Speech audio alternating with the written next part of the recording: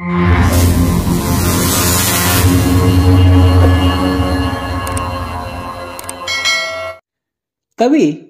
KV. Tirumalesha ಕನ್ನಡದ ಪ್ರಮುಖ ಕವಿ, ವಿದ್ವಾಂಸರು, ವಿಮರ್ಶಕರು, ಭಾಷಾವಿಜ್ಞಾನಿಗಳೂ ಆದಂತಹ ಕೆ.ವಿ. ತಿರುಮಲೇಶ ಅವರು ಸೆಪ್ಟೆಂಬರ್ 12, 1940ರಲ್ಲಿ ಜನಿಸಿದರು.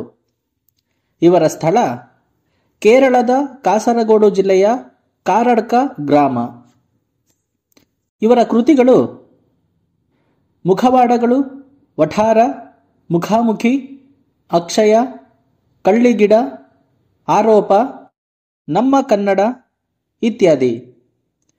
ಪ್ರಶಸ್ತಿಗಳು: ಕರ್ನಾಟಕ ರಾಜ್ಯ ಸಾಹಿತ್ಯ ಅಕಾಡೆಮಿ ಪ್ರಶಸ್ತಿ, ಕೇಂದ್ರ ಸಾಹಿತ್ಯ ಅಕಾಡೆಮಿ ಪ್ರಶಸ್ತಿ, ನಿರಂಜನ ಪ್ರಶಸ್ತಿ, ಗೋವಿಂದ ಪೈ ಪ್ರಶಸ್ತಿ, ವರ್ಧಮಾನ ಪ್ರಶಸ್ತಿ ಲಭಿಸಿವೆ.